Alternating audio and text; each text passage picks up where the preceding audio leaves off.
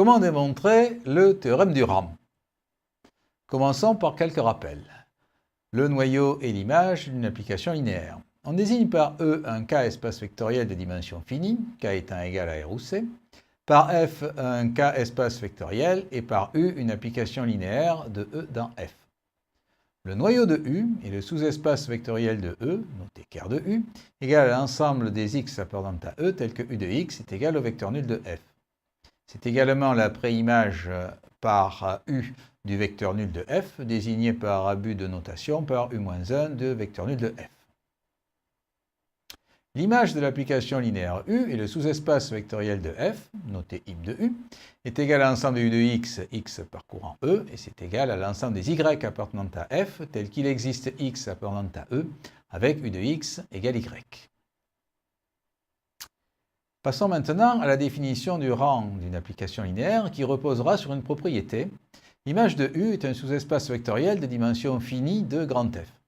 A noter que dans les hypothèses de départ, j'ai supposé que E était de dimension finie et je n'ai pas supposé que grand F était de dimension finie. Donc le théorème du rang sera vrai pour une application linéaire partant d'un espace vectoriel de dimension finie mais arrivant dans un espace vectoriel de dimension quelconque, finie ou infinie. On va démontrer la propriété précédente. Un espace vectoriel de dimension finie s'il admet une famille génératrice finie. Désignons par n appartenant à n étoile la dimension de E et par E1, En une base de E. Nous allons démontrer que la famille U de E1, U de E2, etc. jusqu'à U de En est une famille génératrice de im de U. Soit Y, un élément quelconque de im de U. Par définition de l'image, il existe x appartenant à E tel que U de x égale Y. Puisque E1, En est une base de E, il existe alpha 1, alpha 2, alpha n appartenant à k puissance n, tel que x est égal à la somme de k égale 1 à n des alpha k ek. On a alors U de x égale somme de k égale 1 à n de alpha k ek, et par linéarité est égal à somme de k égale 1 à n de alpha k U de ek. Donc y, qui était un élément quelconque de l'image de U, s'écrit comme combinaison linéaire de U de 1, U de 2, U de n, ce qui montre que la famille est génératrice de im de U. Cela justifie la définition. On appelle rang de l'application linéaire U la dimension de l'image de U sous espace vectoriel de grand F. Nous allons maintenant énoncer un résultat préliminaire qui portera sur les sous-espaces vectoriels supplémentaires et les dimensions. La propriété est la suivante.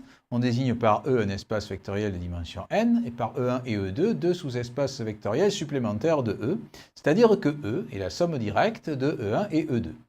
On a alors dimension de E1 plus dimension de E2 est égale à n. Pour la démonstration, on peut le voir comme une conséquence de la formule de Grassmann qui vous dit que dimension de E1 plus E2 est égale à dimension de E1 plus dimension de E2 moins dimension de E1 inter E2, puisque dans le cas d'une somme directe, E1 inter E2 est réduit au vecteur nul, qui est donc de dimension 0. On peut aussi faire une démonstration directe qui consiste à démontrer le théorème de la base télescopique dans le cas d'une somme directe de deux sous-espaces vectoriels. Soit E1, etc. jusqu'à EP une base de E1 et FE1 jusqu'à FQ une base de E2. Nous allons démontrer que la concaténation des deux bases, E1, EP, F1, FQ, est une base de E. Soit X, un vecteur quelconque de E. Puisque E est la somme directe de E1 et E2, X égale X1 plus X2, X1 appartenant à E1 et X2 appartenant à E2.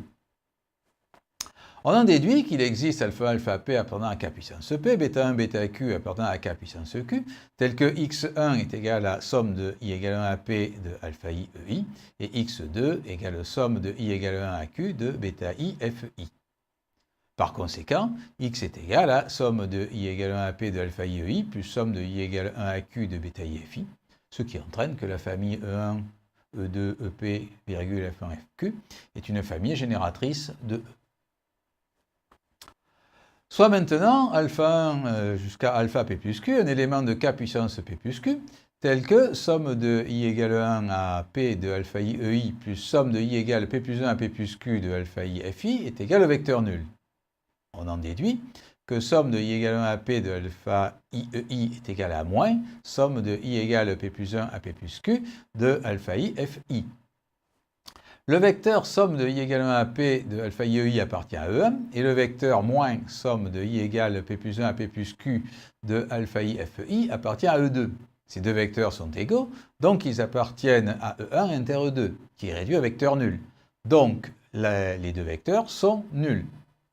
Mais, comme E1 EP est une base de E1 et F1 FQ une base de E2, on en déduit que les coefficients alpha I sont nuls, ce qui démontrera que la famille E1, E2, EP, etc. F1 FQ est libre, donc est une base de E. On en déduit que P plus Q égale N, ce qui donne le résultat cherché. Nous utiliserons aussi un résultat sur isomorphisme et dimension. Un isomorphisme est une application linéaire bijective entre deux espaces vectoriels. Pour démontrer le théorème du rang, nous utiliserons le résultat suivant. S'il existe un isomorphisme entre deux espaces vectoriels et que l'un d'eux est de dimension finie, alors l'autre l'est également et a la même dimension. Passons à la démonstration. Soit E et F deux espaces vectoriels et F un isomorphisme de E dans F. On suppose que E est de dimension n et on désigne par E1, E2, etc. jusqu'à En une base de E. Nous allons démontrer que f de E1, f de E2 jusqu'à f de En est une base de grand F, ce qui démontrera que grand F est de dimension n.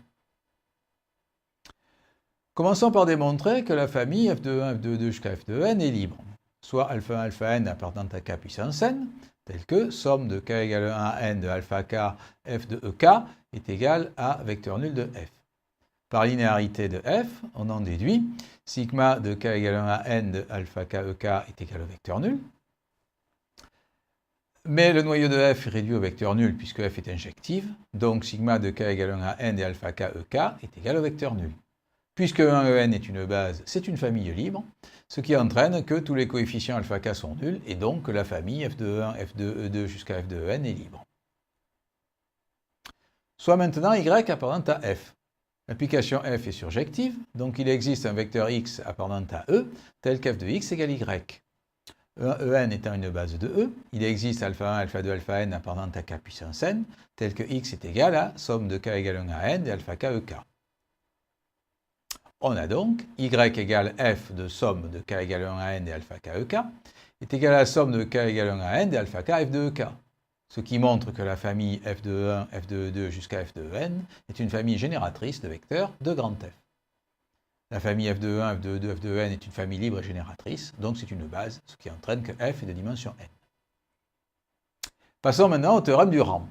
Soit E un espace vectoriel de dimension n, f un espace vectoriel et f une application linéaire de E dans f. Alors, la dimension de ker de f plus le rang de f est égale à petit n, dimension de l'espace de départ. Passons à la démonstration. Désignons par E1 jusqu'à EP une base de ker de f. D'après le théorème de la base incomplète, on peut compléter la famille libre E1EP en une base E1EP, virgule EP plus 1 jusqu'à En de grand E. On désigne par E' le sous-espace vectoriel vec de EP plus 1 jusqu'à En et par F' la restriction de f à E', c'est-à-dire F'E' est défini de E' dans f par, quel que soit x appartenant à E', F'E' de x égale f de x. On n'a pas changé l'application, ni l'espace d'arrivée, on a changé simplement l'espace de départ. On peut remarquer que l'application f' est par définition à valeur dans im de f. On peut donc la considérer comme une application linéaire de E' dans im de f. Nous allons démontrer que f' est un isomorphisme. Si x appartient à ker de f', alors x appartient à E' et f' de x égale à 0, vecteur nul de f. Cela entraîne qu'il est égal à f de x, qui est égal à vecteur nul de f. Donc x appartient à ker de f inter E', qui est réduit à vecteur nul, puisque la somme ker de f plus E' est directe. On en déduit que ker de f' est réduit à vecteur nul, de E ou de E', c'est le même, ce qui entraîne que f est injective. Soit maintenant y appartenant à im de f.